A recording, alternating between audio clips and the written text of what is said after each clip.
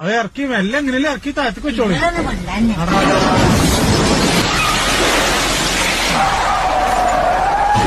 മെല്ലെ എങ്ങനെയല്ലേ ഇറക്കി താഴത്തേക്ക് വെച്ചോളി.